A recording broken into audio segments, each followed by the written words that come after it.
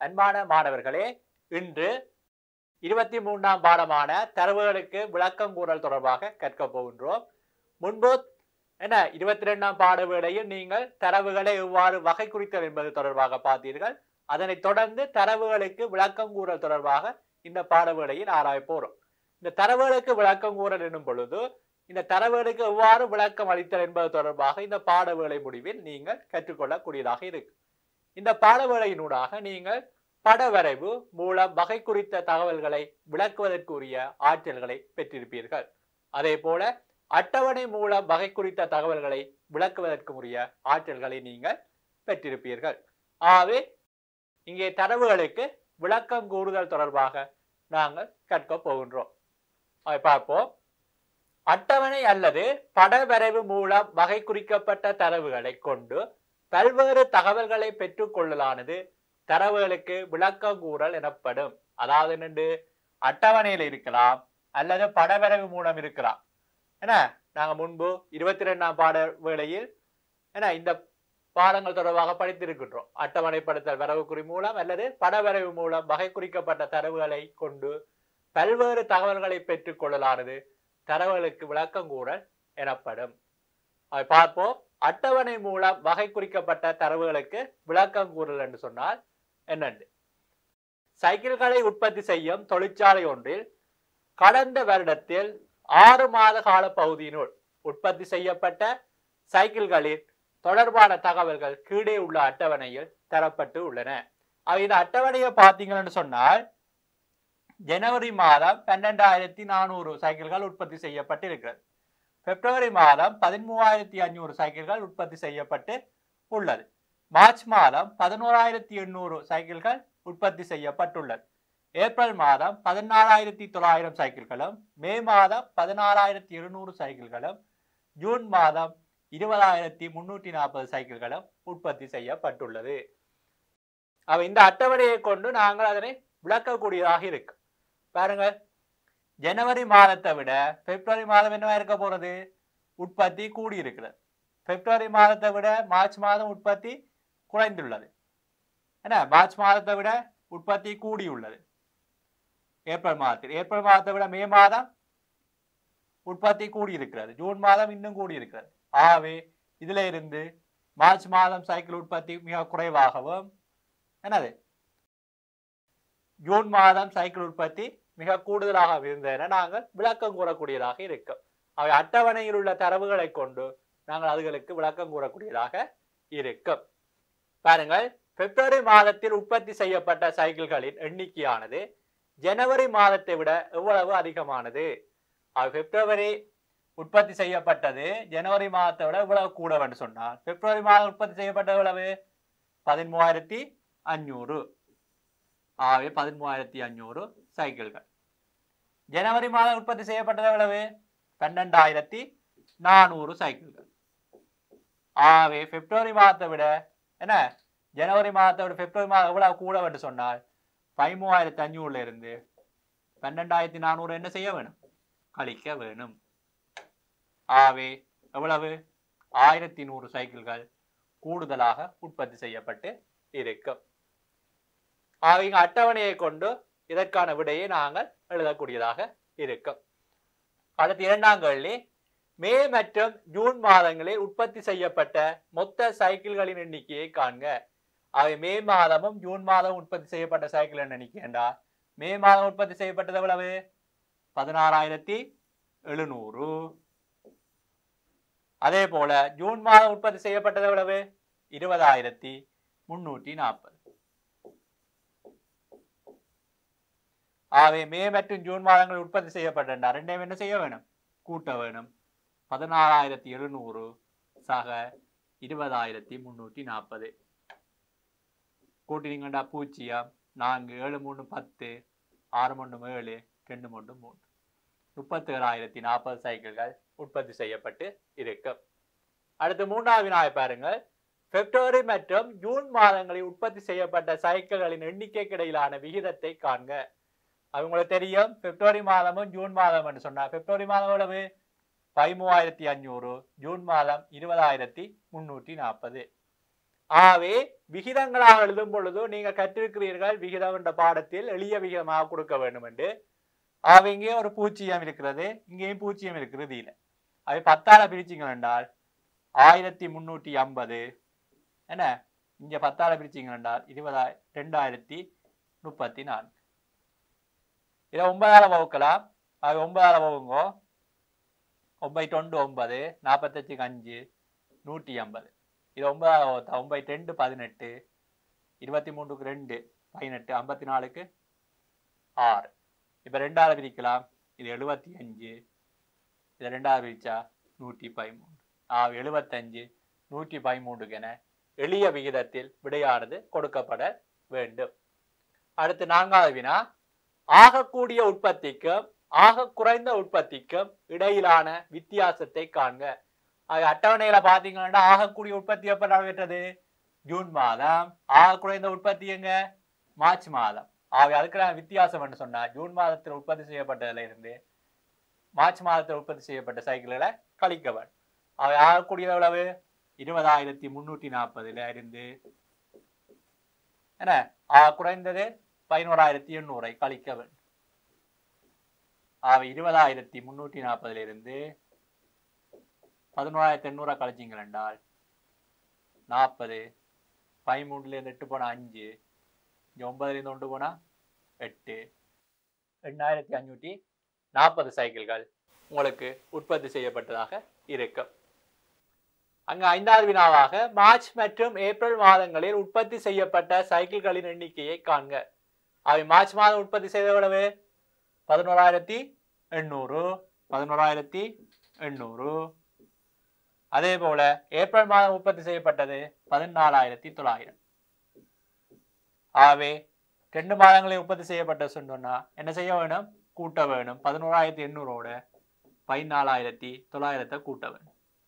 0 0 9 மட்டும் 17 ஒரு மிச்சம் 4 மட்டும் 5 மட்டும் 6 1 மட்டும் 2. 26,700 என விடைகளை காணக்கூடியதாக இருக்கு. ஆகவே இந்த பிரச்சனைகளின் மூலமாக அட்டவணையில் தரப்பட்ட தரவுகளை கொண்டு நாங்கள் கேட்கப்பட்ட வினாக்களுக்கு விடையளிக்கக்கூடியதாக இருக்கும்.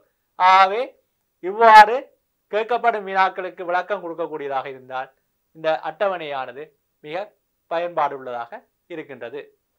தொழிற்சாலை ஒன்றில் கடந்த 6 வருட காலப்பகுதியினுள் உற்பத்தி செய்யப்பட்ட சேட்டுகளின் எண்ணிக்கை பின்வரும் அட்டவணையில் தரப்பட்டுள்ளது. 2016ஆம் ஆண்டு 2,718 சேட்டுகளும், 2015ஆம் ஆண்டு 3,150 சேட்டுகளும், 2014ஆம் ஆண்டு 4,040 சேட்டுகளும், 2013ஆம் ஆண்டு 2,924 சேட்டுகளும், 2012ஆம் ஆண்டு 5,080 சேட்டுகளும், 2011ஆம் ஆண்டு 2,008 சேட்டுகளும் உற்பத்தி செய்யப்பட்டு உள்ளன. ஆக குறைந்த உற்பத்தி மேற்கொள்ளப்பட்ட வருடத்தை எழுதுக. ஆக குறைந்த உற்பத்தி என்ன? ஆக குறைந்த என்று சொன்னால் இங்கே சேட்டுகள் எண்ணிக்கையில இது குறைவாக இருக்கிறது. இங்க 2008, 2,924, 2,118. ஆகவே 3 இருக்கிற 2ல எது குறைவு? 2008. ஆகவே 2011ஆம் ஆண்டு என்னவா இருக்க போறது? உற்பத்தி குறைவாக இருக்க போறது. ஆகவே 2011ஆம் ஆண்டு. 2வது வினா, ஆகக்கூடிய உற்பத்தி மேற்கொள்ளப்பட்ட வருடம். ஆகக்கூடிய உற்பத்தி என்று சொன்னால் இங்கே பாத்தீங்கன்னா 5,080. ஆகவே 2012ஆம் ஆண்டு. 3வது வினா, ஆகக்கூடிய உற்பத்திக்கும் ஆக குறைந்த உற்பத்திக்கும் இடையான வித்தியாசத்தை காண்க. ஆகக்கூடியது எவ்வளவு? 5,080 சேட்டு முதலாவது பகுதியில் கண்டுவிட்டோம். ஆக குறைந்த உற்பத்தி எங்க இருக்கு? 2008. ஆகவே 5,080 இருந்து 2008 என்ன செய்ய வேணும்? கழிக்க வேணும். ஆகவே 5,080 இருந்து 2008 கழிச்சிங்கன்னா 10 8 போனா 2 7 0 3 3,072.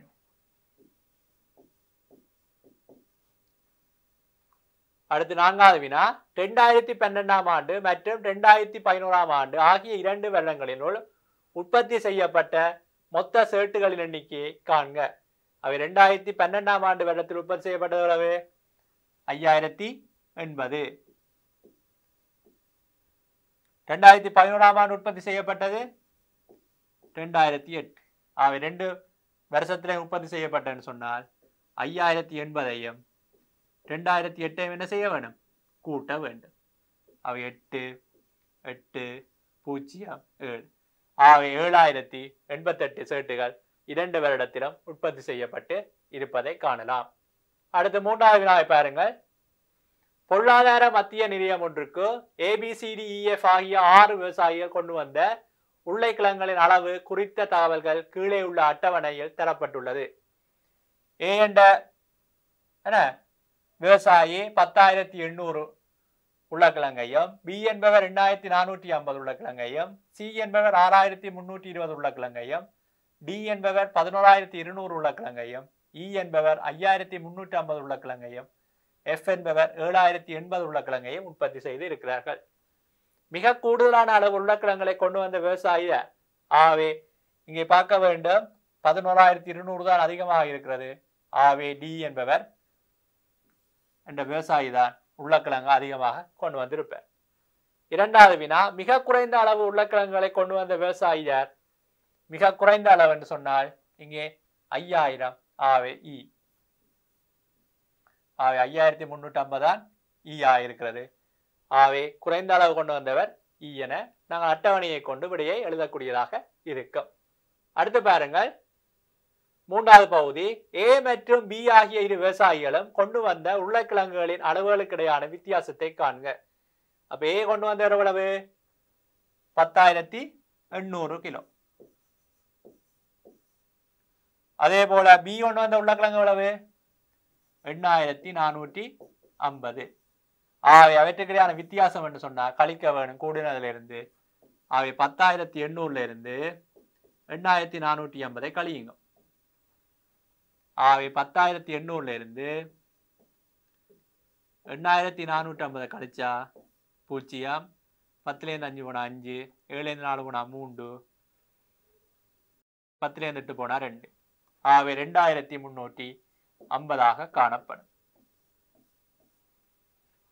அடுத்து 4வது வினாவை பார்ப்போம். விவசாயி E விட விவசாயி F கொண்டு வந்த உருளைக்கிழங்கின் அளவு யாது? F கொண்டு வந்தது எவ்வளவு? 7,080.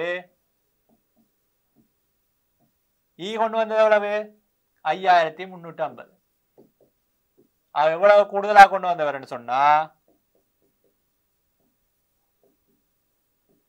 கூடுதலாக கொண்டு வந்தது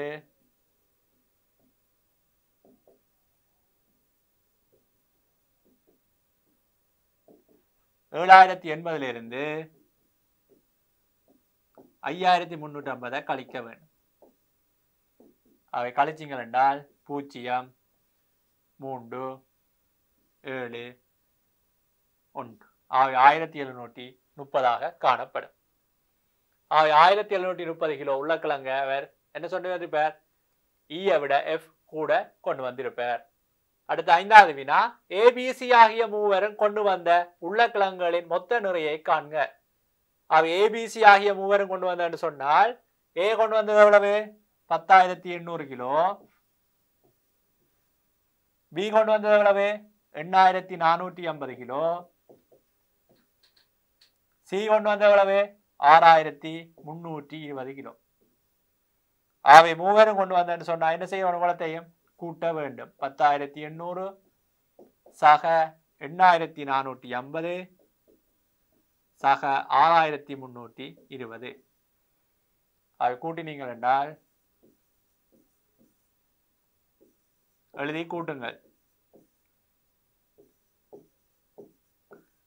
0 5 2 7 8 4 12 3 15 5 1 மிச்சம் 8 மாறும் 14 1 15 2 25,570 கிலோ.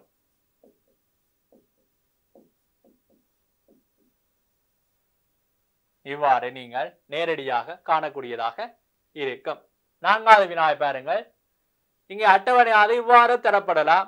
என்ன இங்கே அட்டவணையானது முதல் பிரச்சனத்தில் இவ்வாறு தரப்பட்டுள்ளது.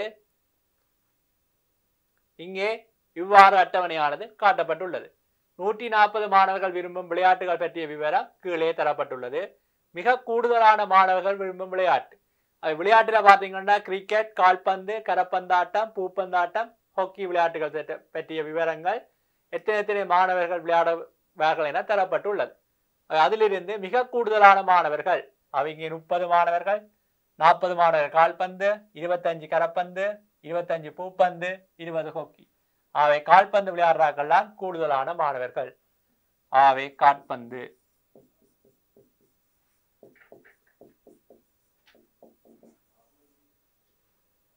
அதே போல இரண்டாவது வினா, மிக குறைந்த அளவான மாணவர்கள் விரும்பும் விளையாட்டு என அங்கே ஹாக்கி விளையாட்டை 20 மாணவர்களாம் விரும்புகிறார்கள். ஆகவே ஹாக்கி.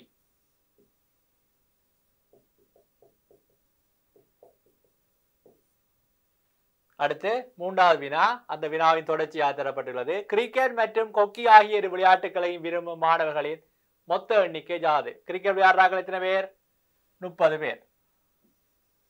ஹாக்கி விளையாடுறார்கள் எத்தனை பேர்? 20 பேர். இரு விளையாட்டுகளையும் விரும்பும் மாணவர்களின் மொத்த எண்ணிக்கை என்றால் 30ஓட 20 என்ன செய்ய வேணும்? கூட்ட வேணும். 30 20 எவ்வளவு? 50. நான்காவது வினா, அதன் தொடர்ச்சியாக வருகிறது. கரப்பந்தாட்டத்தை விட எத்தனை மாணவர்கள் கால்பந்தை விரும்புகின்றனர்? கரப்பந்தாட்டத்தை விட கால்பந்தை எத்தனை மாணவர்கள் கூட விரும்பினோம்டா? கால்பந்தை விரும்புகிறார்கள் எத்தனை பேர்? 40 பேர். கரப்பந்தை விரும்புகிறார்கள் 25 பேர். எத்தனை பேர் கூட விரும்பினோம் என்றால் 40லிருந்து 25 கழிக்க வேணும். 15 பேர் கூடுதலாக விரும்புகிறார்கள். அடுத்து ஐந்தாவது வினாவை பார்ப்போம். பெரிய ஐந்தாவது வினா, பழத்தோட்டம் ஒன்றில் விற்பனைக்காக வளர்க்கப்பட்ட மாங்கன்றுகள் சிலவற்றின் உயரம் குறித்த தகவல்கள் கீழே உள்ள அட்டவணையில் தரப்பட்டுள்ளது. உயரம் சென்டிமீட்டர்ல தரப்பட்டுள்ளது. 68 சென்டிமீட்டர் நீளமான மாங்கன்றுகள் 20 இருக்கிறது. 70 சென்டிமீட்டர் நீளமான உயரமான மாங்கன்றுகள் 23 இருக்கிறது. 72 சென்டிமீட்டர் உயரமான மாங்கன்று 15 இருக்கிறது. 74 சென்டிமீட்டர் உயரமான மாங்கன்று 8 உண்டு. 76 சென்டிமீட்டர் உயரமான மாங்கன்று 12 உண்டு. 80 சென்டிமீட்டர் உயரமான மாங்கன்று 10 உண்டு. முதலாவது வினா, கன்று ஒன்றின் ஆகக்கூடிய உயரம் எவ்வளவு? கேட்கப்பட்டது கன்று ஒன்றின் ஆகக்கூடிய உயரம் யாது? கன்றின் ஆகக்கூடிய உயரம் என்று சொன்னால் இங்க உயரம் எவ்வளவு? 68 70 72 74 76 80. 80 சென்டிமீட்டர். கன்று ஒன்றின் ஆக குறைந்த உயரம் யாது? ஆக குறைந்த உயரம் எவ்வளவு? 68 சென்டிமீட்டர். கேட்கப்பட்ட வினாவை பார்க்க வேண்டும். என்ன, எந்த உயரமான கன்று குறைய இருக்குன்னு கேட்கவில்லை. கன்று ஒன்றின் ஆகக்கூடிய உயரம் தான் கேட்டது. அதே போல கன்று ஒன்றின் ஆக குறைந்த உயரம் தான் கேட்கப்பட்டது. அங்கே கேட்கப்பட்ட வினாவுக்கு விடையை அளித்து பழகுதல் வேண்டும். மூன்றாவது வினாவாக, 75 சென்டிமீட்டரை விட உயரமான கன்றுகள் எத்தனை உள்ளன? 75 சென்டிமீட்டரை விட என்று சொன்னால் 76 சென்டிமீட்டரும் 80 சென்டிமீட்டரும் அடங்கும். 76 சென்டிமீட்டர் உயரமான கன்றுகளின் எண்ணிக்கை எவ்வளவு? இங்கே 12. 80 சென்டிமீட்டர் உயரமான கன்றுகளின் எண்ணிக்கை 10. ரெண்டிலேயும் மொத்த எண்ணிக்கை காண வேணும். 12 சக 10 எவ்வளவு? 22 காணப்படும். அடுத்து நான்காவது வினா, 72 சென்டிமீட்டரை விட குறைந்த உயரத்திலான கன்றுகளின் எண்ணிக்கை யாது? 72 விட குறைவா இருக்கணும் என்று சொன்னால் 70 சென்டிமீட்டர் 68 சென்டிமீட்டர். 70 சென்டிமீட்டர் உயரமான கன்றுகளின் எண்ணிக்கை 23. 68 சென்டிமீட்டர் உயரமான கன்றுகளின் எண்ணிக்கை 20. 23ஓட 20 கூட்ட வேண்டும். எத்தனை? 43 கன்றுகளாக காணப்படும். அடுத்து ஆறாவது பெரிய வினாவை பாருங்கள். ஒரு குடும்பத்தில் மாதம் ஒன்றுக்கான வரவு மற்றும் செலவு பற்றிய தகவல்கள் கீழே உள்ள அட்டவணையில் காட்டப்பட்டுள்ளன. இங்கே உணவு 9600, உடைக்கு 4800 ரூபா, வாடகை 3600 ரூபா, கல்விக்கு 1200 ரூபா, வேறு செலவு 3200 ரூபா, சேமிப்பு 2200 ரூபா. மொத்த சம்பளம் எவ்வளவு? 24600 ரூபாய் என தரப்பட்டுள்ளது. குடும்பத்தின் மொத்த மாதாந்த வருமானம் எவ்வளவு? அங்கே வருமானம் கூட்டப்பட்டு இருக்கிறது 24600 என. ரூபாய் 24,600. இரண்டாவது வினா மாதாந்த மொத்த செலவு யாது? மொத்த செலவு என்று சொன்னால் அங்கே கவனிக்க வேண்டும். நீங்கள் மொத்த சம்பளத்தை பார்ப்பீங்க, அதுல எவ்வளவு சேமிச்சிருக்கீங்க? 2,200 சேமிச்சிருக்கிறீங்க. மிச்சம் ஏதோ ஒரு வகையில செலவழிக்கப்பட்டு உள்ளது. ஆகவே மொத்த செலவு என்று சொன்னால் மொத்த வருமானத்திலிருந்து சேமித்த காசை கழிச்சிங்கன்னா மொத்த செலவு வரும். அவை மொத்த வருமானம் 24,600 இருந்து மொத்த சேமிப்பு தொகை எவ்வளவு? 2,200. ஆகவே 24,600 இருந்து 2,200 கழிச்சிங்கன்னால் என்ன மொத்த செலவான தொகையானது கிடைக்கப்பெறக்கூடியதாக இருக்கும். ஆகவே 22,400 ரூபாய் என்னவா இருக்க போறது? மொத்த செலவாக இருக்க போகிறது. அடுத்து மூன்றாவது வினா உடை மற்றும் கல்விக்கு இடையிலான விகிதத்தை காண்க. உடைக்கான செலவையும் கல்விக்கு செலவான விகிதத்தை விகிதமாக காண்க. அவை உடை எவ்வளவு செலவு? 4,800 ரூபாய். விகிதம் எழுதும் பொழுது அழகு போட தேவையில்லை. கல்விக்கு எவ்வளவு? 1,200. அவை 4,800 1,200. அவை இதை எளிய விகிதமாக கொடுக்கலாம். 2 பூஜ்ஜியங்கள் இறுதியில் இருக்கிறதா? 100 வகுத்தால் 48 12க்கு. இப்ப 12 சுருக்கலாம் 4 1க்கு என எழுதக்கூடியதாக இருக்கும். நான்காவது வினா கல்வி மற்றும் வேறு செலவுகளுக்கு இடையான விகிதத்தை காண்க. கல்விக்கு எவ்வளவு? 1,200 ரூபாய். வேறு செலவு எவ்வளவு? 3,200 ரூபாய். 100 பிரிச்சிங்க என்றால் 12 32க்கு. இதை பிரிக்கலாம் 4 பிரிக்கலாம். 3 12 4 8. ஆவை 3 8க்கு என எழுதக்கூடியதாக இருக்கும். அடுத்த ஐந்தாவது வினா உடைக்காக செலவிடும் தொகையின் அரைவாசியை செலவு செய்யாது சேமித்தால் சேமித்த பணம் யாது? உடைக்காக செலவிடும் தொகை உடைக்காக எவ்வளவு செய்தார்? 4,800 ரூபாய். அவை 4,800 ரூபால அரைவாசி காசை என்ன செலவழிக்க மாட்டாரா? அவை அச்செலவுண்ட அரைவாசி என்றால் 4,800 ஏதாவது வகுக்க வேணும். 2 பிரியுங்க அரைவாசி காண்பதற்கு. அவை 2,400 ரூபாய். இதை சேமிக்க போறாரா? அவை சேமிப்பு முதல் 2,200 ரூபாய். இப்ப சேமித்தது 2,400 ரூபாய். அவை மொத்த சேமிப்பு எவ்வளவு? 4,600 ரூபாவாக காணப்படும். அடுத்து ஏழாவது வினாவை பாருங்கள். வாரத்தின் 6 நாட்களில் வியாபார நிறுவனம் ஒன்று விற்பனை செய்த தொலைக்காட்சி பெட்டிகள் குறித்த தகவல்கள் கீழே தரப்பட்டுள்ளன. நாள் திங்களிலிருந்து சனி வரை தரப்பட்டுள்ளது. விற்கப்பட்ட தொலைக்காட்சி பெட்டிகளின் எண்ணிக்கையும் தரப்பட்டுள்ளது. திங்கள் 27, செவ்வாய் 24, புதன் 20, வியாழன் 22, வெள்ளி 28, சனி 30 என தரப்பட்டு உள்ளது. முதலாவது வினா கூடுதலான அளவு தொலைக்காட்சி பெட்டிகள் விற்பனை செய்யப்பட்ட நாள் இது. அவை இங்கே பார்க்க வேண்டும் எந்த நாளில் உற்பத்தி கூடவா இருக்கிறது என்று. ஆவே சனிக்கிழமை 30. ஆவே எந்த நாளில் வித்திருக்கிறான்? சனி. விற்பனை செய்த நாள் சனிக்கிழமையாக காணப்படும். இரண்டாவது குறைந்த அளவிலான தொலைக்காட்சி பெட்டிகள் விற்பனை செய்த நாள். அவை குறைந்த அளவு 20. எந்த நாளில் வித்திருக்கிறார்கள்? புதன்கிழமை.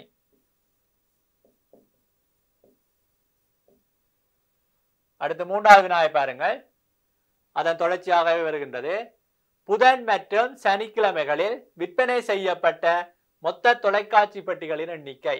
புதனும் சனிக்கிழமையும். புதன் எத்தனை? 20 தொலைக்காட்சி பெட்டிகள். சனிக்கிழமை எவ்வளவு? 30. அவை 2 நாளும் உற்பத்தி செய்து என்றால் 20ஓட எண்ணியோட 30ஐ கூட்ட வேண்டும். அவை எத்தனை? 50 தொலைக்காட்சி பெட்டிகள். நான்காவது வினா செவ்வாய் மற்றும் சனிக்கிழமைகளில் விற்பனை செய்யப்பட்ட தொலைக்காட்சிகளின் எண்ணிக்கைக்கிடையான விகிதம். அவை செவ்வாய்க்கிழமை எத்தனை டிவி? 24. சனிக்கிழமை எத்தனை டிவி? 30 டிவி. அவை இதை சுருக்கலாம். ஏதாவது சுருக்கலாம். 3 சுருக்கலாம் என்ன, அல்லது 6 சுருக்கலாம். 4 24, 6 5 30. அவை 4 5க்கு என வரும். அவை செவ்வாய்க்கிழமை 4 மடங்கு 4 உற்பத்தி செய்தால் சனிக்கிழமை 5 உற்பத்தி செய்திருப்பார்கள். அடுத்து அட்டவணை மூலம் தரவுகளை எவ்வாறு விளக்கம் அளிக்கணுமோ அதே போல படவரைவு மூலம் வகை குறிக்கப்பட்ட தரவுகளுக்கு இப்பொழுது விளக்கம் அளிக்கும் முறை தொடர்பாக பார்ப்போம். அதை பாருங்கள். பத்திரிகை விற்பனை நிலையம் ஒன்று வார இறுதியில் PQRST என்னும் பத்திரிகை வகைகளை விற்பனை செய்த முறையானது கீழே உள்ள படவரைவு மூலம் காட்டப்பட்டு உள்ளது. அவங்க பார்த்தீங்கன்னா P வகை பத்திரிகை, Q வகை பத்திரிகை, R வகை பத்திரிகை, S வகை பத்திரிகை, T வகை பத்திரிகை என தரப்பட்டுள்ளது. அங்க படவரைவில் நீங்க குறிக்கும் பொழுது உங்களுக்கு தெரியும் அந்த ஒரு படமானது எவ்வளவு குறிக்கும் என இங்க எழுதப்பட வேண்டும். அவங்க இந்த செவ்வகம் என்பது 100 பத்திரிகையை குறிக்கிறது. அது இவ்வாறு அட்டவணை தரப்படும் பொழுது முதலில் இதன் பெறுமதிகளை நீங்கள் எழுதினீர்கள் என்று சொன்னால் என்ன நேரடியாக விடையளிப்பதற்கு இலகுவாக இருக்கும். அதை பாருங்கள், P வகை பத்திரிகை என்றால் ஒரு செவ்வகம் 100 என்றால் 1 2 3 4 ஆவை 4 செவ்வகங்கள் ஆவே 400 குறிக்கும். இங்கே பாருங்கள் 1 2 செவ்வகத்தின் அரைவாசி இலும் பார்க்க அரைவாசி அரைவாசி 50, അതിന്റെ அரைவாசி 25 ஆவை 100 100 200 200 25 225. இங்கே 100 100 100 300 325 325. S வகை பத்திரிகை 100 100 100 100 400 இது அரைவாசி என்ன 100 அரைவாசி 50 ஆவே 450. இங்கே T வகை பத்திரிகை 100 100 200 அதன் அரைவாசி 250 ஆவே இவ்வாறு விற்பனை செய்யப்பட்டிருக்கு. இப்போது பாருங்கள், மிக கூடுதலாக விற்பனை கொண்ட பத்திரிகை எது? எல்லா படத்திலும் பார்த்து எழுதலாம். இங்கே இதுதான் கூடுதலாக இருக்கிறது. ஆவே S வகை பத்திரிகை.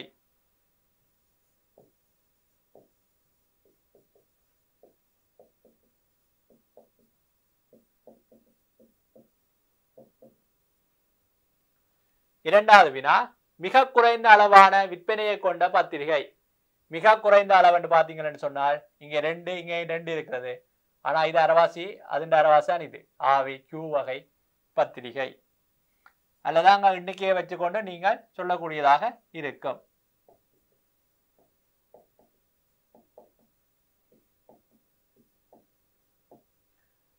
என்ன இவ்வாறு படத்தின் மூலம் தெரியாவிட்டால் இங்கே 400 225 325 450 250 என்றால் என்ன 250 225 குறைவு என்றால் 225. R வகை பத்திரிகையின் எத்தனை பிரதிகள் விற்பனையாகி உள்ளன? அவை R வகையில எத்தனை? 325. P வகை பத்திரிகையை விட S வகை பத்திரிகையின் எத்தனை பிரதிகள் கூடுதலாக விற்பனையாகியுள்ளன? P வகையை விட S வகையில எத்தனை கூடுதலாக விற்பனை செய்யப்பட்டன? S வகையில எவ்வளவு? 450, P வகையில 400. அவை எத்தனை கூடுதல் சொன்னா கழிக்க வேண்டும். அவை 50 பத்திரிகைகள் கூடுதலாக விற்பனை செய்யப்பட்டு இருக்கும். அடுத்து 5வது வினாவை பார்ப்போம். அதே படம் தரவுகள்லாம் அவை முதலாவது P வகை எவ்வளவு? 400 பத்திரிகைகள்.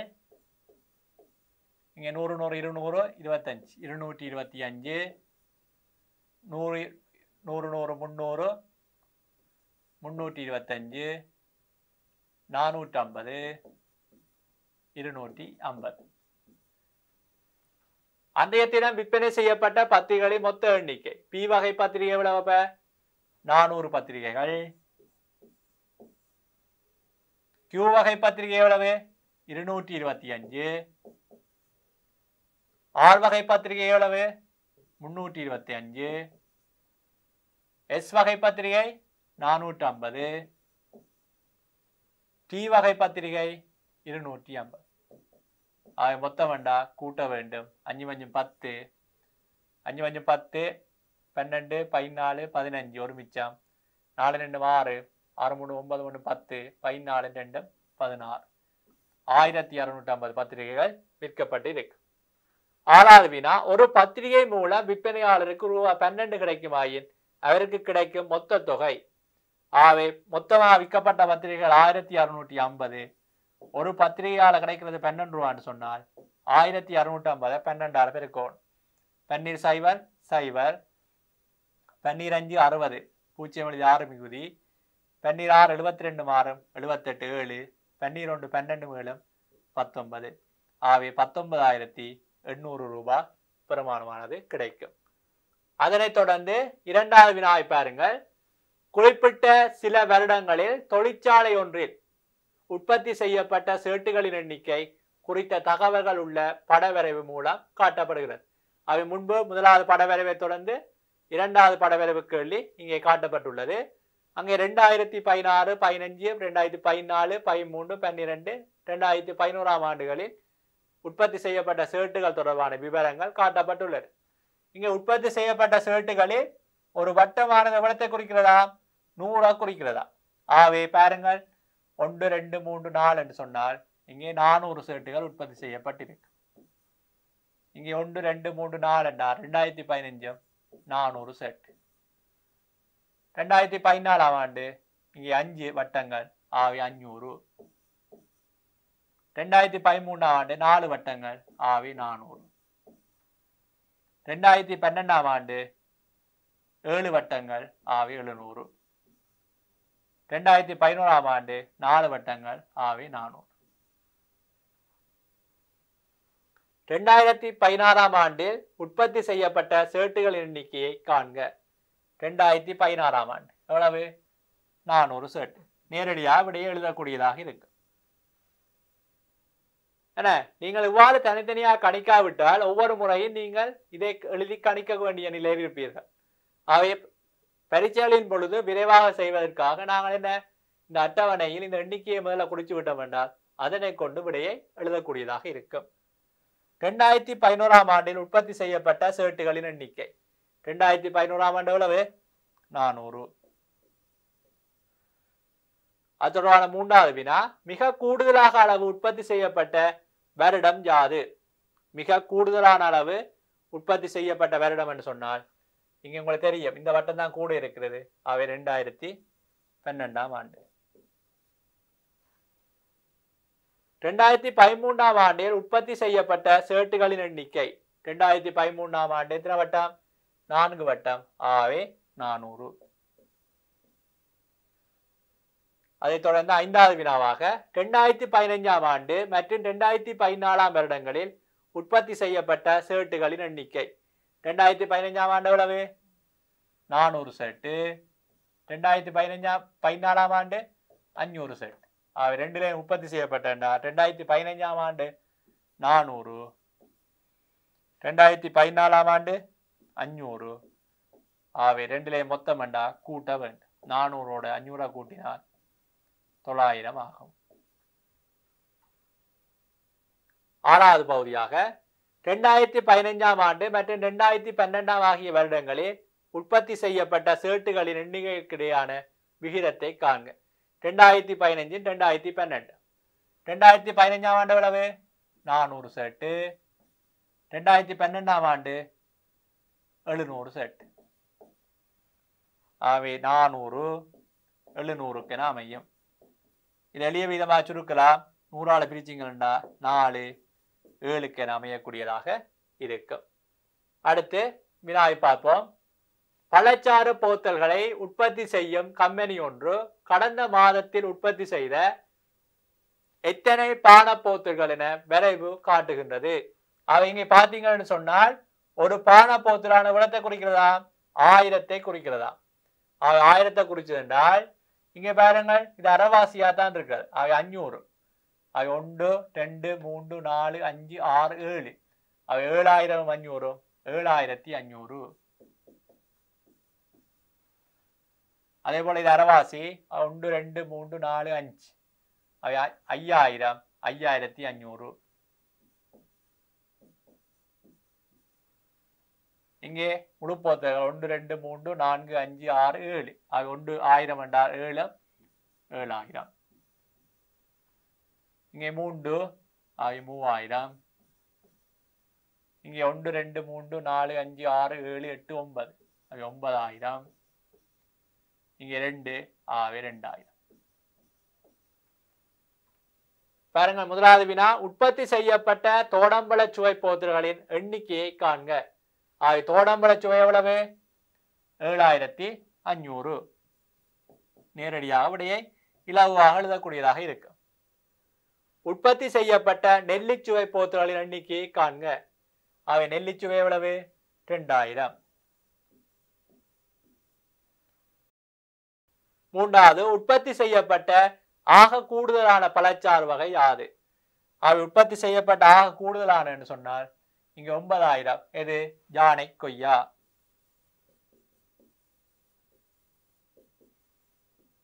யானை கொய்யா. யானை கொய்யா பானப்போத்துலான் கூடுதலாக உற்பத்தி செய்யப்பட்டு இருக்கும். அடுத்து 4வது வினா, தோளம்பழ பழச்சாறு போத்தல்களை விட கூடுதலாக எத்தனை யானை கொய்யாச்சாறு போத்தல்கள் உற்பத்தி செய்யப்பட்டன? தோளம்பழ பழச்சாறை விட யானை கொய்யாச்சாறு போத்தல் எத்தனை கூட? அவ யானை கொய்யா எவ்வளவு? 9000. தோளம்பழ பழச்சாறு எவ்வளவு? 7500. நீங்க கண்டிருப்பீர்கள் என்ன? ஆகவே யானை கொய்யா போத்தல் எண்ணிக்கை 9000. தோடம்பழச்சாறு 7500. ஆகவே எவ்வளவு உற்பத்தி கூடுதலாண்டால் 9000 7500 கழிக்க வேணும். ஆகவே 1500 ரூபாய். அடுத்த வினாவை பாருங்கள். காய்கறிகளை சேகரிக்கும் மத்திய நிலையம் ஒன்றின் விவசாயிகள் கொண்டு வந்த மொத்த காய்களின் நிறை குறித்த தகவல்கள் கீழே உள்ள படவரைவில் காட்டப்பட்டுள்ளது. இங்கே கோவா, போஞ்சி, கரட், பீட்ரூட், வெட்டாளை, பைத்தங்காய் என்பன கொண்டு வந்திருக்கிறார். இங்க ஒரு வட்டமானது எவ்வளத்தை குறிக்கலாம்? 50 கிலோவா குறிக்குது. ஆகவே 1 2 3 4 5 6 7 8. ஆகவே 8 தர 50 எவ்வளவு? 400 கிலோ. இங்கே 1 2 3 4 5.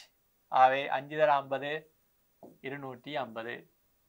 1 2 3 4 5 6 7 8. ஆகவே 400 கிலோ. இங்கே 1 2 3 4 5. ஆகவே 250 கிலோ. வெட்டாளக்கிழங்கு 1 3 6 7. ஆகவே 7 5 35. ஆகவே 350 கிலோ. 1 2 3 4 5 6. ஆகவே 50 6 300 கிலோ. இப்பொழுது பாருங்க, குறித்து விட்டோம். இப்படியே இலவாக காணக்கூடியதாக இருக்கு. கோவாவின் மொத்த நிறையை காண்க. அவை கோவா எவ்வளவு? 400 கிலோ.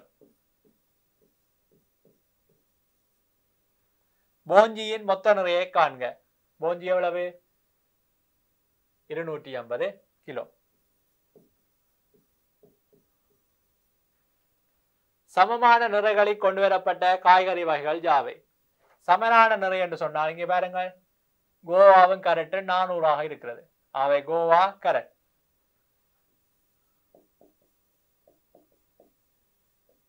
கோவாவும் கரட்டும். அதே போல வேற இருக்கிறதா? இங்க 250 250 கிலோ இருக்கிறது. போஞ்சியும் பீட்ரூட்.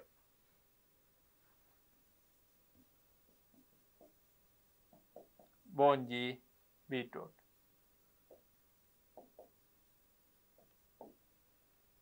இவ்வாறு நீங்க நேரடியாக எழுதக்கூடியதாக இருக்கும். அடுத்து பாருங்கள், 1 கிலோ கோவாவின் விலை 80 ரூபாயின் கோவா மூலம் பெற்றுக்கொண்ட பணத்தொகை யாது? அது 1 கிலோ கோவாண்ட விலை என்று சொன்னா பாருங்க, கோவா எத்தனை? 400 கிலோ கொண்டு வந்திருக்கிறேன். ஆகவே கோவாண்ட விலை 80 ரூபா 1 கிலோ. ஆகவே 400 விலை 400 80 பெருக்க வேணும். அவை பூச்சியம் 8 வைக்கலாம். பூச்சியம் 4 32. ஆகவே 32,000 ரூபாய். 1 கிலோ கரட்டின் விலை ரூபாய் 120 எனில் கரட் மூலம் பெற்றுக்கொண்ட பணத்தொகை கரட் எவ்வளவு?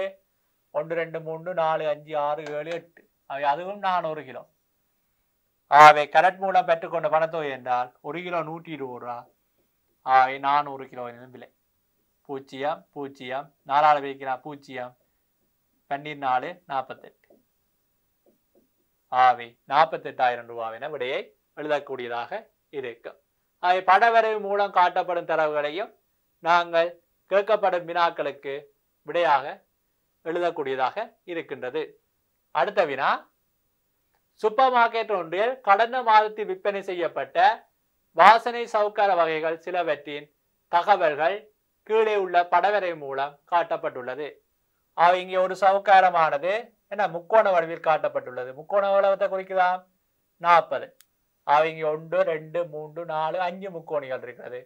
40 5 எவ்வளவு? 200.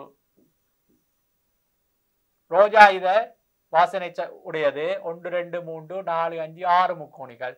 ஒரு முக்கோணி 40 குறிச்சு 6 முக்கோணியும் 40 6 பெருக்கோணம் 240. அலரி வாசனை 1 2 3 அரைவாசி முக்கோணி. ஆகவே 3க்கும் 40 3 120. அதன் அரைவாசி 20 ஒரு முக்கோணி இந்த அப்ப 20 கூட்டினீங்க என்றால் 140. சமன் 1 2 3 4 5 6 7 முக்கோணி. ஆகவே 40 7 280. மெல்லிகை வாசம் உடையது 1 2 3 4 160 20 180. வெல்வெட் 1 2 3 4 5 6 7 அவை 40 7 280. இப்போது பாருங்கள் விடையை நேரடியாக எழுதக்கூடியதா இருக்கும். விற்பனை செய்யப்பட்ட சந்தன சவுக்காரங்களின் எண்ணிக்கையை காண்க. சந்தன சவுக்காரம் எவ்வளவு? 200. இரண்டாவது விற்பனை செய்யப்பட்ட மல்லிகை சவுக்காரங்களின் எண்ணிக்கை 180. நேரடியாக விடையை எழுதக்கூடியதாக இருக்கும். மூன்றாவது வினா அலரி சவுக்காரங்களின் எண்ணிக்கையை காண்க. அவை அலரி சவுக்காரம் எவ்வளவு? 1 2 3 120 20 140. அலரி சவுக்காரங்களின் எண்ணிக்கை 140 காணப்படும். சமனான அளவில் விற்பனை செய்யப்பட்ட சவுக்கார வகைகள். அவை சமனான அளவில் உற்பத்தி செய்யப்பட்ட சொன்னால் என்ன? இங்க 1 2 3 4 5 200. இங்க 1 2 3 4 5 6 240. இங்க 1 2 3 4 5 6 7 280. இங்க 1 2 3 4 180. இங்க 1 2 3 4 5 6 7. அவை சமனான உற்பத்தி சமனம் வெல்வெட்டும். அவை சமன் மற்றும் வெல்வெட்.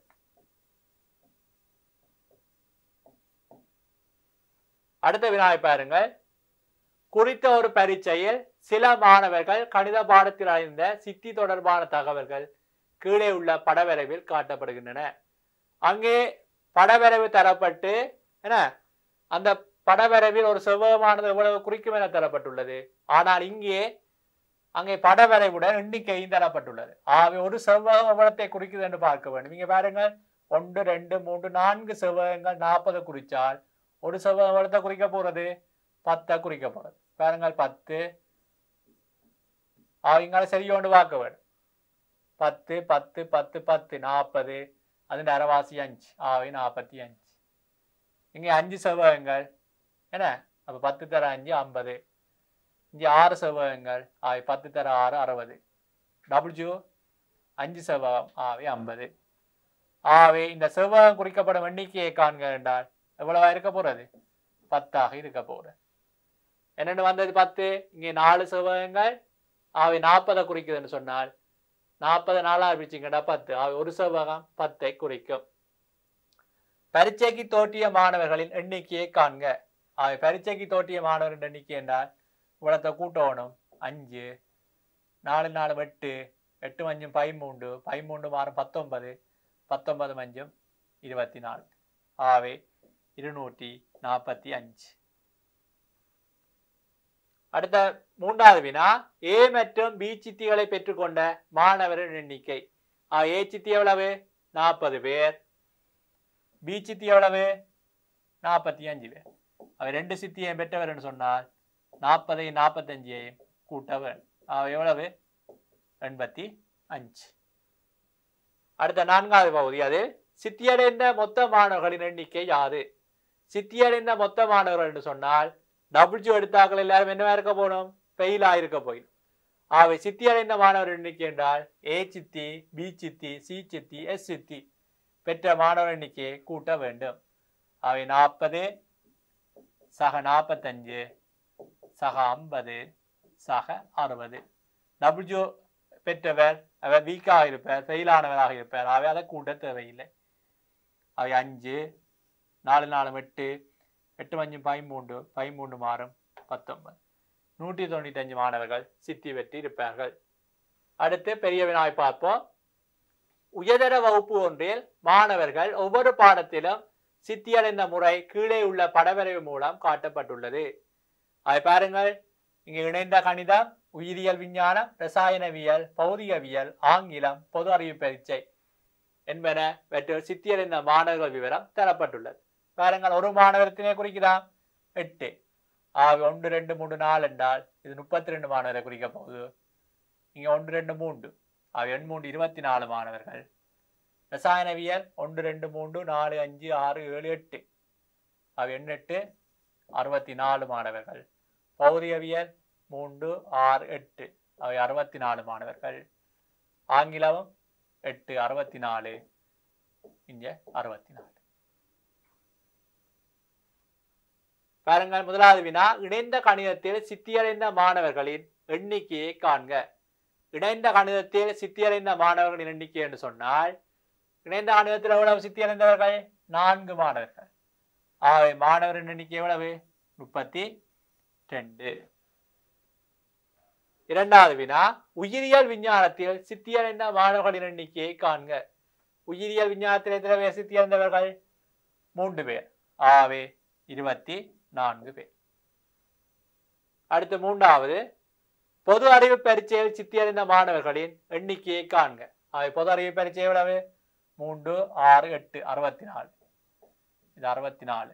இது 64 வந்தது. ரசாயனவியல் 3 6 8 64. எண் 3 24 எண் 4 32. ஆகிய பொது அறிவு பரீட்சையை சித்தியடைந்த மாணவர்கள் எவ்வளவு? 64. நான்காவது பாருங்கள், இணைந்த கணித பாடத்திற்கு தோற்றிய மாணவர்களின் எண்ணிக்கை 46 எனில் இணைந்த கணிதத்தில் சித்தியடையாத மாணவர்களின் எண்ணிக்கை. இணைந்த கணித பாடத்துக்கு தோற்றியாக எத்தனை பேர்? 46. சித்தியடைஞ்சாக எத்தனை பேர்? 32. ஆகவே 44 இருந்து சித்தியடைஞ்சாக கழிச்சிங்கள் என்றால் என்ன? பரீட்சைக்கு தோற்றியாக 46 பேர். சித்தியடையாத மாணவர் எண்ணிக்கை வரும். ஆகவே 14 பேர் சித்தியடையவில்லை. அடுத்து அஞ்சாவது வினா, 53 பேர் உயிரியல் விஞ்ஞான பாடத்துக்கு தோற்றியிருப்பேன். சித்தியடையாத மாணவர்கள் எண்ணிக்கை. அப்ப உயிரியல் விஞ்ஞானத்தில் 53 பேர் தோற்றி எத்தனை பேர் சித்தியடைஞ்சவர்கள்?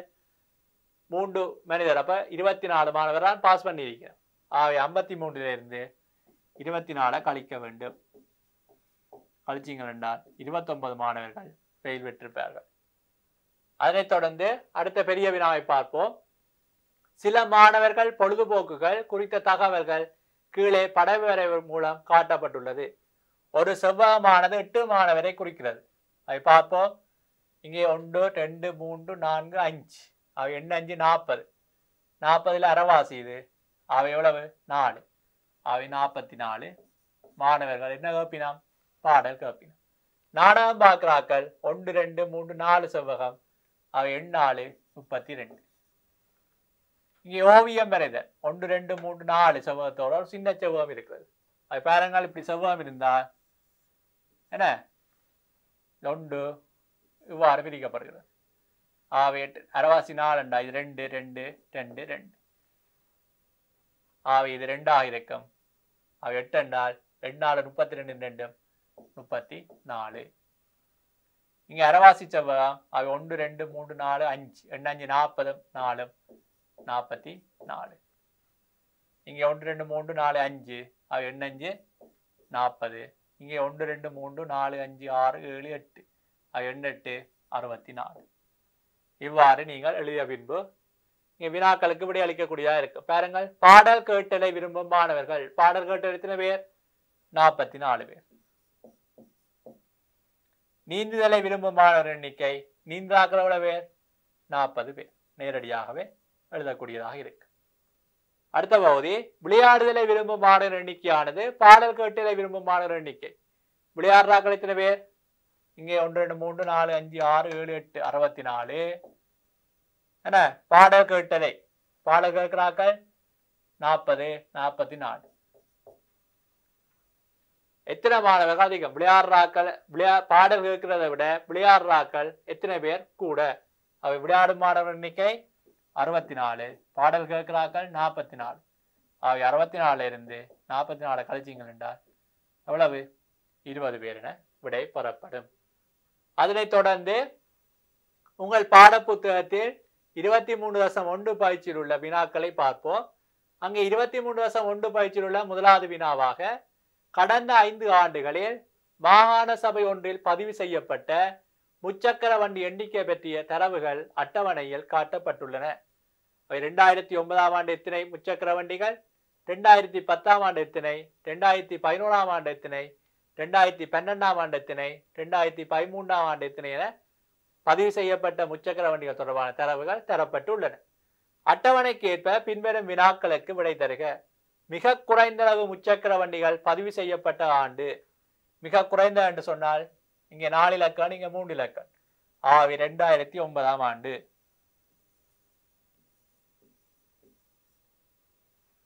இரண்டாவது வினா, மிக கூடுதலான அளவு முச்சக்கர வண்டிகள் பதிவு செய்யப்பட்ட ஆண்டு எது? மிக கூடுதலான உற்பத்தி எங்க? இங்க 2.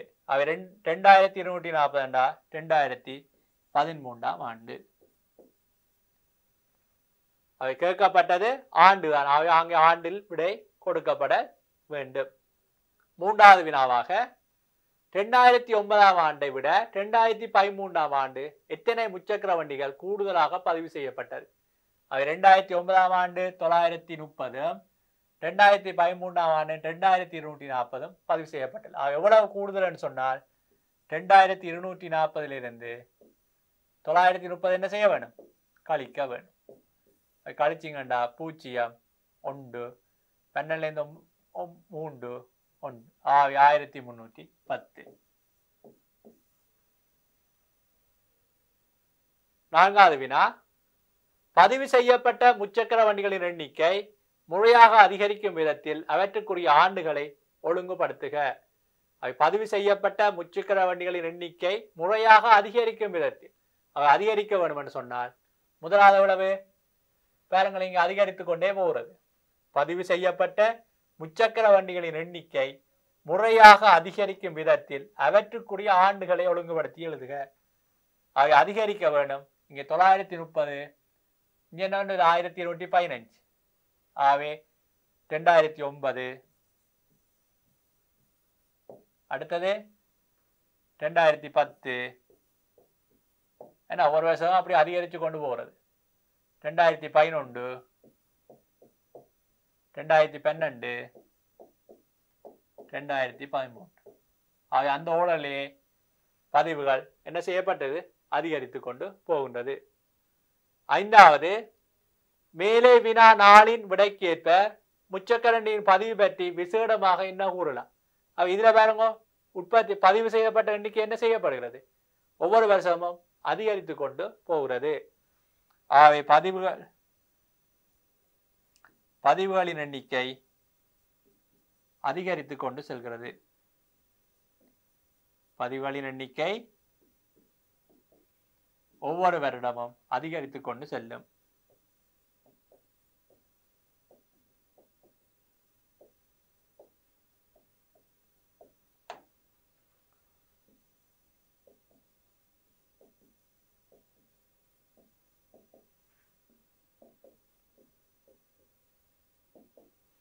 ஆகவே ஒவ்வொரு வருஷமும் அதிகரித்து கொண்டு செல்லுதுன்னு சொன்னா என்ன, ஒவ்வொரு வருஷமும் முச்சக்கர வண்டியை வாங்குற ஆக்கள் எண்ணிக்கை என்ன செய்ய போறது? கூடிக்கொண்டு போறபடியாத்தான் பதிவுகள் அதிகரித்து கொண்டு போகிறது. ஆகவே முச்சக்கர வண்டியின் பயன்பாடு அதிகமாக தேவையாக இருக்கிறது. அவை இந்த வினாவுக்கான விடைகளை நீங்கள் எழுதும் வினாக்கள் அங்கே அதிகரிப்புடன் காட்டப்பட்டால் வினாவுக்கான புள்ளிகள் வழங்கப்படக்கூடியதாக இருக்கும். இரண்டாவது வினாவை பாருங்கள். மொத்த விற்பனை ஈடுபட்டிருக்கும் வியாபாரி ஒருவர் விற்பனை செய்த பெரிய வெங்காயத்தின் அளவு அட்டவணையில் தரப்பட்டுள்ளது. ஜனவரி மாதம் 21,700 கிலோவும், பிப்ரவரி மாதம் 22,450 கிலோவும், மார்ச் மாதம் 21,850 கிலோவும், ஏப்ரல் மாதம் 27,200 கிலோவும், மே மாதம் 25,950 கிலோவும், ஜூன் மாதம் 23,000 உற்பத்தி செய்திருக்கிறார். ஆகவே இங்கே பாருங்கள், அட்டவணைக்கு ஏற்ப விடையளிக்க மிக கூடுதலான அளவு வெங்காயம் விற்கப்பட்ட மாதம் யாது? மிக கூடுதலாக என்று சொன்னால் இங்கே எல்லாம் 5 இலக்கம், அதுல பார்க்கணும் கூட 27. ஏப்ரல் மாதம் கேட்கப்பட்ட 2 வினாக்கள், அது எவ்வளவு? 27,200. ஏப்ரல் மாதம்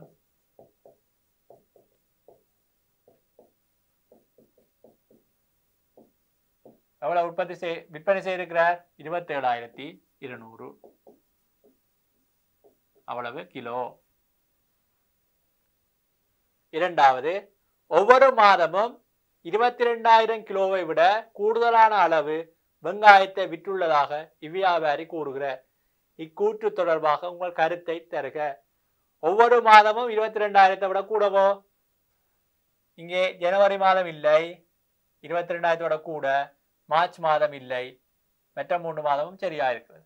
ஆகவே வியாபாரி கூறுகிறார் கூற்று தவறானது. கூற்று தவறு. தவறு சொன்னால் ஏன் தவறு எழுத வேண்டும். ஜனவரி மாதமும் மார்ச் மாதமும் 22,000 விட குறைவு. அவை ஜனவரி மார்ச் மாதங்களில் மாதம் 22,000 கிலோவை விட குறைவானதாகும்.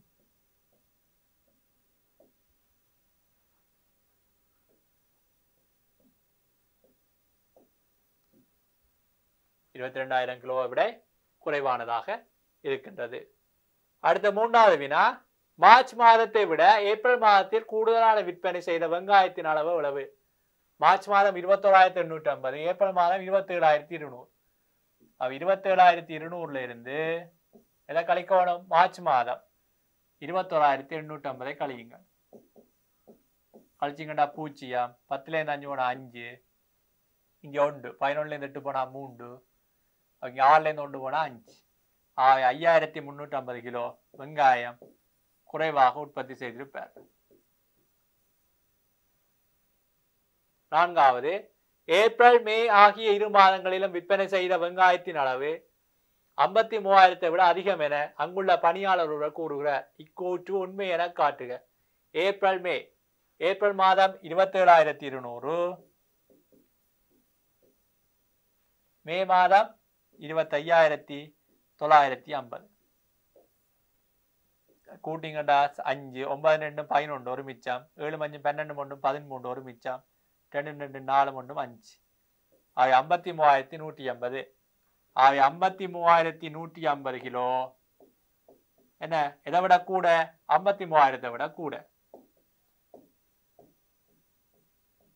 ஆகவே கூற்று உண்மையாகும்.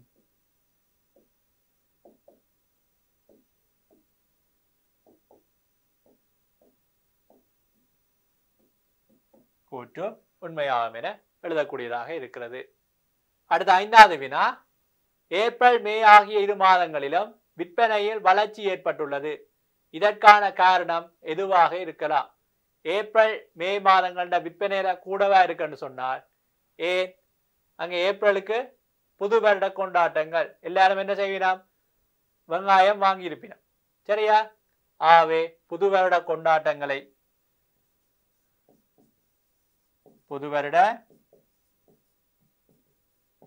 கொண்டாட்டம்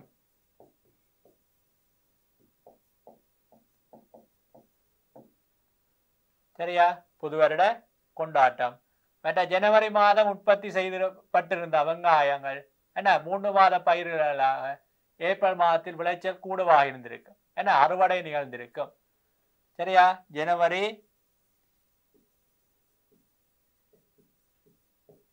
மாதம் புதிதாக விதைத்திருப்பேன்,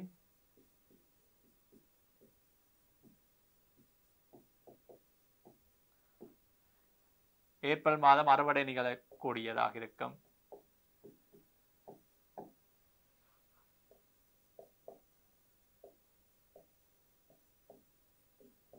ஏன்? ஜனவரி மாதம் நெல்லு செய்பவர்கள் நெல்லை என்ன அறுவடை செய்து விட்டு போட்டு வெங்காயத்தை விளைச்சிருந்தார்கள் சொன்னால் அது ஏப்ரல் அல்ல மே மாதங்களில அறுவடை செய்திருப்பார்கள். அதனால விளைச்சல் கூடவாக இருந்திருக்கலாம். அவை அதுக்கேற்றவாறு நீங்கள் அந்த விடைகளை எழுதுதல் வேண்டும். அடுத்த மூன்றாவது வினா, 2014 வருடத்திற்கான செய்தித்தாள் ஒன்றில் வெளியான செய்தி ஒன்று கீழே தரப்பட்டுள்ளது. இலங்கையில் உள்ள பல மாவட்டங்களில் பசுப்பால் உற்பத்தியில் கடந்த ஆண்டுகளில் வளர்ச்சி ஏற்பட்டுள்ளது. பாருங்கள், 2010 ஆண்டு 163,100 லிட்டர், 2011ஆம் ஆண்டு 190,600 லிட்டர், 2012ஆம் ஆண்டு 201,400 லிட்டர், 2013ஆம் ஆண்டு 290,700 லிட்டர் உற்பத்தி நடைபெற்றுள்ளது. முதலாவது பாருங்கள், இச்செய்தி உண்மையானதா என அட்டவணை மூலம் விளக்குக. என்ன அவை முதலாவது வினா ஆம். ஏன்? ஒவ்வொரு வருடம் அதிகரித்து கொண்டு போகுது. பாருங்கள், 163,100 விட 190,600 கூட. ஆக 163,100 விட 190,600 கூட. இதை விட எது கூட? 201,400.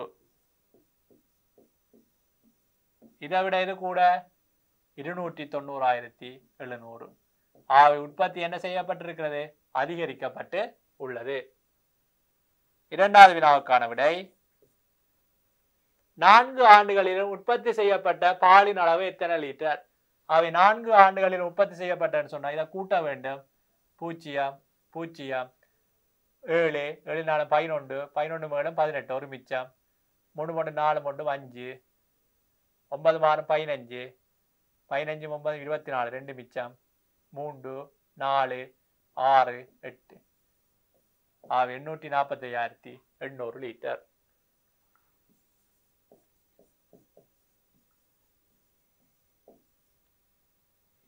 மூன்றாவது வினா, 2013ஆம் ஆண்டின் பால் உற்பத்தி 2010ஆம் ஆண்டின் பால் உற்பத்தியின் 2 மடங்காக அதிகரித்துள்ளதா? 2013ஆம் ஆண்டு பால் உற்பத்தி 2010 2 மடங்கான்னு சொன்னால் 163,100 2ஆல பெருக்குங்க. 2010ஆம் ஆண்டு உற்பத்தி செய்யப்பட்டது எவ்வளவு? 163,100 லிட்டர். அவை அதன் 2 மடங்கான்னு சொன்னால் அது 2ஆல பெருக்கினீங்க என்றால் 0 0 2 6 6 12 ஒரு மிச்சம் 2 2 3 3 அவை 326,100. அவை 326,100 2013ஆம் ஆண்டு உற்பத்தி எவ்வளவு? 290,700. அப்ப இது சமனோ? இது சமன் இல்லை. அவை 2 மடங்காக இருக்குமோ? இல்லை. 2 மடங்காக அதிகரித்துள்ளதா? 2 மடங்கை விட கூடவாத்தான் அதிகரித்துள்ளது? இல்லை. இவ்வாறு நீங்கள் குறியீடுகள் மூலம் விடைகளை காட்டுதல் வேண்டும். அடுத்து உங்கள் பாட புத்தகத்தில் 23.2 பயிற்சியில் உள்ள வினாக்களை பார்ப்போம். அவை படவரைவு சம்பந்தமாக வினாக்களாக அமைந்துள்ளன. படவரைவை அவதானித்து வினாக்களுக்கு விடையளிக்க வேண்டும். பார்ப்போம். முதலாவது வினா, ஒரு குறிப்பிட்ட மாதத்தில் 4 ஞாயிற்றுக்கிழமைகளிலும் மிருகக்காட்சி சாலை ஒன்றில் விற்பனை செய்யப்பட்ட சிறுவர்களுக்கான நுழைவுச் சீட்டுகளின் எண்ணிக்கை பற்றிய வரைவு கீழே காட்டப்படுகின்றது. அவை ஒரு மனிதன் உருவம் எத்தனையை குறிக்கிறார்? 100 சிறுவர்களை. அவை முதலாவது ஞாயிற்றுக்கிழமை 1 2 3 4 5 6 7 மனிதர்கள். அவை 700.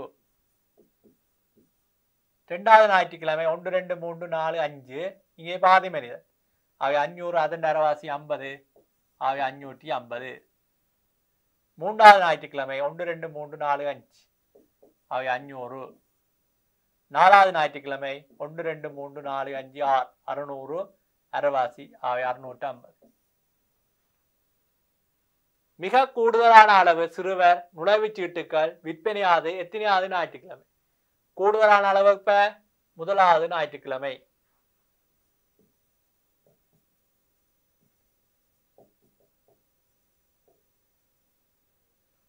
இரண்டாவது வினா, மிக குறைந்த அளவு சிறுவர் நுழைவுச் சீட்டுகள் விற்பனையானது எத்தனையாவது ஞாயிற்றுக்கிழமை? மிக குறைந்த அளவு 500 மூன்றாவது ஞாயிறு.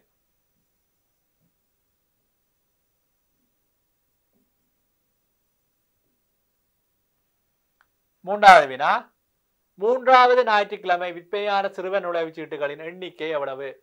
மூன்றாவது ஞாயிற்றுக்கிழமை எத்தனை? நேரடியாக பாருங்கள் 500 நேரடியாக எழுதக்கூடியதாக இருக்கும். நான்காவது வினா, 4 ஞாயிற்றுக்கிழமையிலும் விற்பனை செய்யப்பட்ட சிறுவர் நுழைவுச் சீட்டுகளின் மொத்த எண்ணிக்கை எவ்வளவு? 4 ஞாயிற்றுக்கிழமையிலும் என்று சொன்னால் இவ்வளத்தையும் கூட்ட வேண்டும். 0 5 5 10 ஒரு மிச்சம் 7 5 12 12 5 17 17 மாறும் 23 கொண்டும் 24. ஆகவே 2400 நுழைவுச்சீட்டுகள் இவ்வாறு எழுதக்கூடியதாக இருக்கும். இரண்டாவது வினாவை பாருங்கள். தரம் 6 மாணவர்கள் ஒரு நாள் பாடசாலைக்கு வருகை தந்த காலப்பகுதி பற்றிய விவரம் படவரைவில் காட்டப்பட்டுள்ளது. ஒரு வட்டம் எழுத்த குறிக்குது, 4 மாணவரை குறிக்குதா? அவை 4 மாணவரை குறிக்குதுன்னு சொன்னால் இங்க பாருங்கள், ஒரு வட்டம்.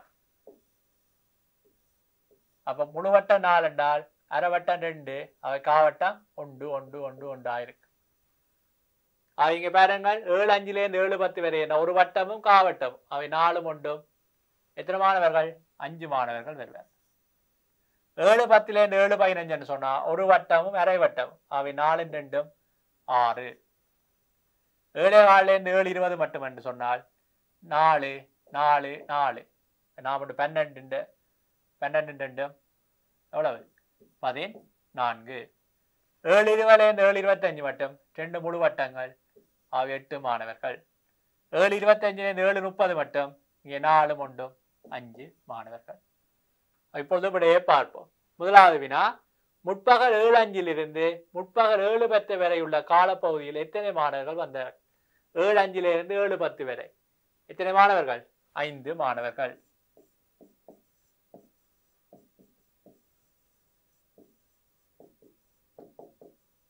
இரண்டாவது வினா,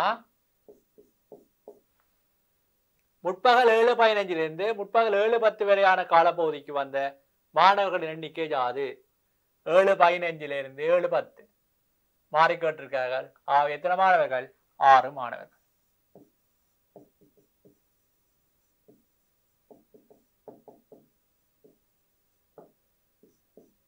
மூன்றாவது வினா, முற்பகல் 7 5 முதல் எந்த ஒரு மாணவனும் வகுப்புக்கு வரவில்லை. முற்பகல் 7:30 ஆகும் போது சகல மாணவர்களும் வருகை தந்தனர். அவ்வாறெனின் வகுப்பில் உள்ள மாணவர்களின் மொத்த எண்ணிக்கை யாது? 7 5 முதலும் பெறவில்லை, 7:30 பிந்தியும் பெறவில்லை. இவ்வளவு மாணவர்கள் தான் பாடசாலையை கல்வி கேட்கிறார்கள். அவை கூட்டி விடுங்க. 6 5 11 11 4 15 15 8 23 5 28 2 மிச்சம் 1 2 3 38 மாணவர்கள்.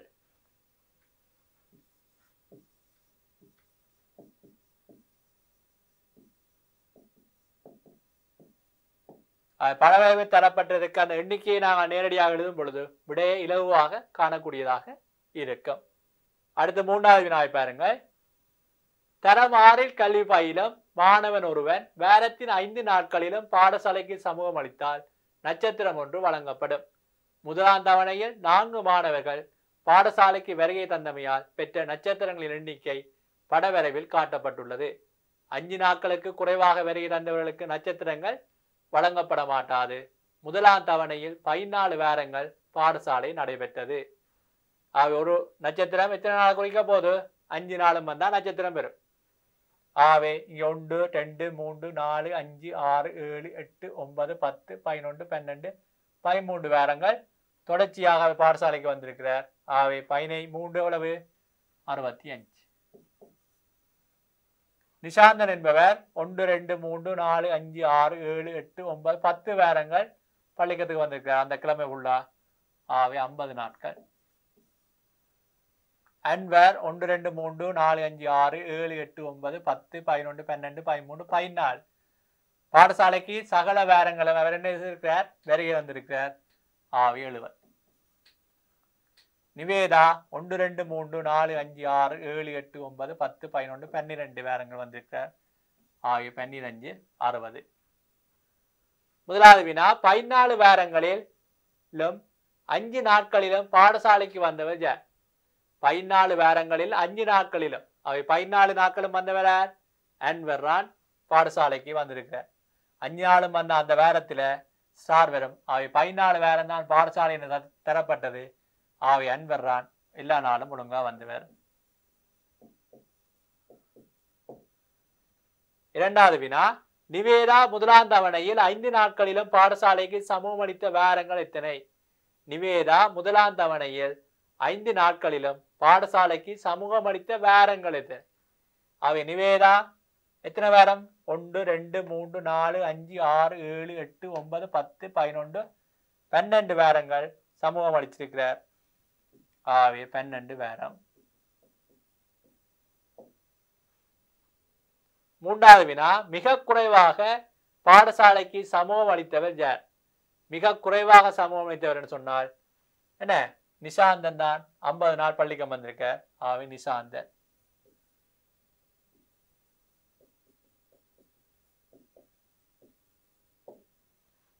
நாலாவது வினா, ஒருவர் 69 நாட்களுக்கு பாடசாலைக்கு சமூகம் அளித்திருந்தால் அதனை குறிக்க எத்தனை நட்சத்திரங்கள் வரைய வேண்டும்?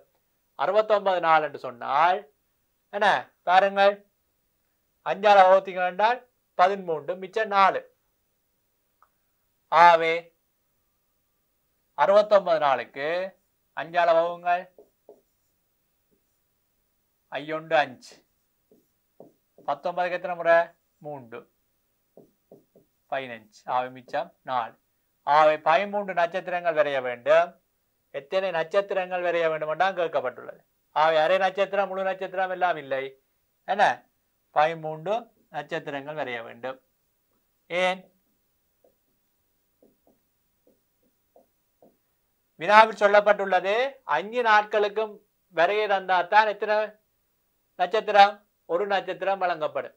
ஆவிவர் 13 வாரங்கள் ஒழுங்கா வந்து கடைசி வாரத்தில் ஒரு நாள் பாடசாலைக்கு வரவில்லை, அதனால வழங்கப்பட மாட்டார். ஆகவே 13 நட்சத்திரங்கள் தான் அங்கே வழங்கப்படக்கூடியதாக இருக்கும். அங்கே வினாவில் உங்களை சொல்லியிருக்கிறார்கள் 5 நாட்களுக்கு குறைவாக வரைய தந்தவர்களுக்கு நட்சத்திரங்கள் வழங்கப்பட மாட்டாது. ஆகவே வினாவில் சகல விடயங்களும் உள்ளடக்கப்பட்டுள்ளது. அவை மீண்டும் மீண்டும் அந்த வினாவை வாசிப்பதன் மூலம் இந்த வினாவுக்கான விடையை அளிக்கக்கூடியதாக இருக்கும். அடுத்து 4வது வினாவை பார்ப்போம். தபால் நிலையம் ஒன்றில் ஒரு வாரத்தில் 5 நாட்களில் ஏற்றுக்கொள்ளப்பட்ட பதிவு தபால்களின் எண்ணிக்கையை படவரைவு காட்டுகிறது. அவை ஒரு தபாலத்தினையே குறிக்க போறது 6 தபாலை குறிக்கிறார். அவை அரைவாசி என்ன அவ்வளவு குறிக்க போறது 3. அவை திங்கக்கிழமை பாருங்க 1 2 3 4 5. அவை 6 5 30. அதன் அரைவாசி 3. அவை 33. செவ்வாய்க்கிழமை 1 2 3 4. அவை 24. புதன்கிழமை 1 2 3 4 5 6. 6 6 36 3 39. வியாழக்கிழமை 3. அவை 18. வெள்ளிக்கிழமை 1 2 3 4 5. அவை 30 33.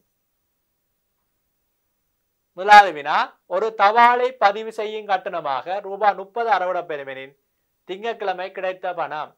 அவை ஒரு தபாலுக்கான பதிவு கட்டணம் 30 ரூபாண்டா, திங்கட்கிழமை 33 தபால்கள் பதியப்பட்டன. அவை முதலாவது வினாவுக்கான விடை 33 என 30ஆல் பெருக்க வேண்டும். 099. அவை 990 ரூபாய். இரண்டாவது வினா, தபால்களை பதிவு செய்வதால் கூடிய வருமானத்தை பெற்ற நாள் எது? ஆகவே இங்கே எத்தனை? புதன்கிழமை 39 தபால்கள் கூடுதலாக இருக்கிறது. அது எவ்வளவு? என்ன அது எவ்வளவு என்று சொன்னால் 39 தபால். ஆகவே புதன்கிழமை கூடிய வருமானம் தான் கேட்கப்பட்டுள்ளது. ஆகவே 39 தபால் பதியப்பட்டுள்ளது. ஆகவே அதுக்குரிய வருமானம் 39 30ஆல பெருக்க. 9 3 27 2 மிச்சம் 9 3 9 2 11. ஆகவே ரூபாய் 1170 ரூபாய் ஆக கிடைக்கும்.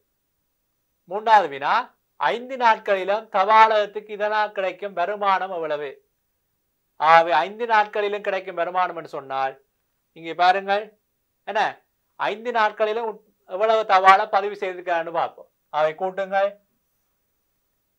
4 3 7 7 9 16 16 8 24 24 3 27 2 மிச்சம் 5 5 2 7 7 3 10 11 11 3 14. அவை 147 தபால்கள் அங்கே பதியப்பட்டுள்ளன. அவை மொத்தம் 147 சொன்னால் அதனால் கிடைக்கும் வருமானம் 147 தர 30. அவை 0 7 3 21 2 மிச்சம் 3 12 2 14 1 மிச்சம் 3 3 3 4. அவை பதித்தவால் மூலம் 4410 ரூபாவை பெற்றுக்கொண்டு இருப்பார்கள். அடுத்த வினாவை பாருங்கள். 5வது வினா, பழச்சாறு விற்பனை நிலையம் ஒன்றில் ஒரு நாளில் விற்பனையான பழச்சாறு எத்தனை கோழைகள் என வரைவு காட்டுகின்றது. அவை ஒரு கோழை எத்தனை? 4 குறிக்கின்றது. அவை மாம்பழம் எத்தனை? 1 2 3 4 5 6. அவை 6 4 எவ்வளவு? 24. திராட்சை 1 2 3 4 5. அவை 4 20. தோடை 1 2 3 4 5. அவை 4 20. விளாம்பலம் 1 2 3 4 5 6 7 8 9. அவை 9 4 36. அன்னாசி 1 2 3 4 5 6 7. 7 4 28. அவை தரப்பட்ட தரவுக்கு நாங்கள் இலகுவா விடையளிப்பதற்காக அந்த எண்ணிக்கையை போட்டிருக்கின்றோம். முதலாவது வினா, கூடுதலாக அளவில் விற்பனை செய்யப்பட்ட பழச்சாறு எவ்வகையானது? கூடுதலான அளவு விளாம்பழம்.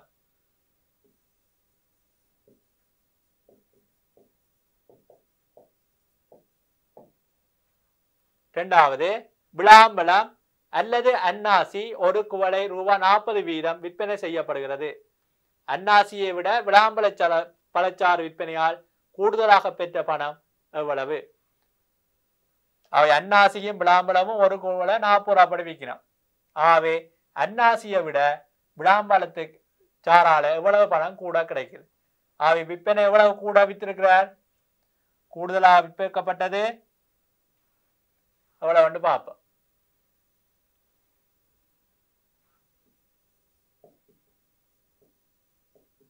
கூடுதலாக விற்றதை பார்ப்போம். விளாம்பழச்சாறு எவ்வளவு? 36. அன்னாசி 28. ஆக 8 கோலை கூட வித்திருக்கிறார். ஆக ஒரு கோலைக்கு 40 ரூபாய் படி 8 கோலைக்கு எவ்வளவு? 320 ரூபாய் பணமானது அவருக்கு கிடைக்கக்கூடியதாக இருக்கும்.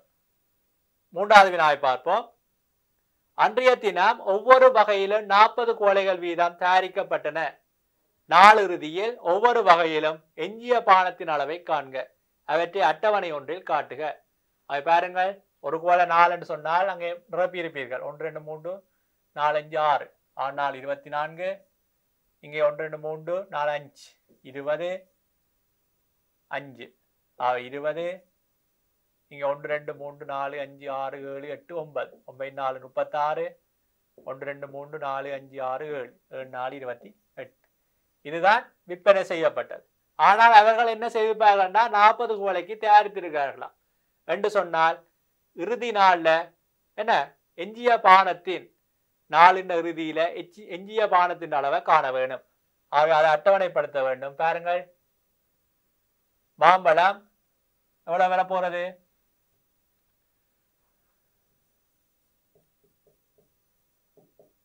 40 கோலை தயாரிச்சிருந்தால் 24 கோலை வித்திருக்கிறார். ஆகவே 40ல இருந்து 24 கழிச்சிங்க என்றால் 16 கோலை. அதே போல திராட்சை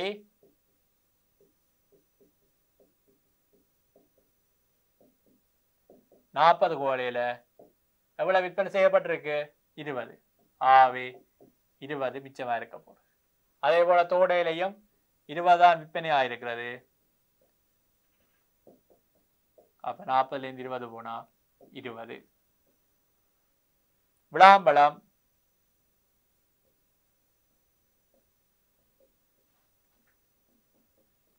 40ல எத்தனை? 36 கோலை விற்பனை ஆகிவிட்டது. ஆவி மிகுதி 4 கோலை. அதே போல அன்னாசி 40 கோலையில எவ்வளவு விற்பனை ஆயிருக்கு? 28. ஆவி மிகுதி 12 கோலைகள். ஆகவே நாள் இறுதியில் ஒவ்வொரு வகையிலும் எஞ்சிய பானத்தின் அளவை காண்க. அவற்றை அட்டவணை ஒன்றில் காட்டுக. ஆகவே என்ன செய்ய வேண்டும்? நீங்கள் இப்ப இதை அட்டவணைப்படுத்தி விட்டீங்க என்றால் இலவாக அமையும்.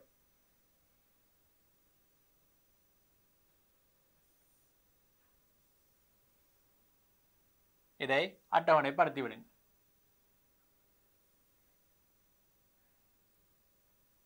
மாம்பழம், திராட்சை, தோடை, விளாம்பழத்துக்கு, அன்னாசி.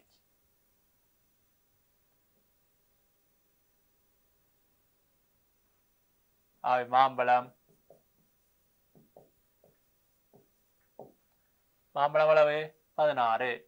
திராட்சை எவ்வளவு மிச்சமா இருக்க போறது 20. தோடை எவ்வளவு இருக்க போறது 20. விளாம்பழம் 4. அன்னாசி 12 காணப்படும். இவ்வாறு நீங்கள் அட்டவணையை காட்டினீங்க என்றால் அதற்குரிய விடையை இவ்வாறு எழுதக்கூடியதாக இருக்கும். ஆகவே இந்த பாடத்தினூடாக நீங்கள் தரவுகளை எவ்வாறு விளக்கம் அளித்தல் என்பது தொடர்பான விடயங்கள் இங்கே காட்டப்பட்டிருந்தன. அவை எண் சார்ந்த தகவல்களை அட்டவணை ஒன்றில் காட்டப்படும் பொழுது அத்தரவுகளுக்கு விளக்கம் கூறக்கூடியதாக இருக்கும். அதே போல படவரைவு மூலம் தகவல்களை வகை குறிக்கும் பொழுது அத்தகவல்களை ஒப்பிடுவதும் விளக்குவதும் இலகுவாக அமைகின்றது.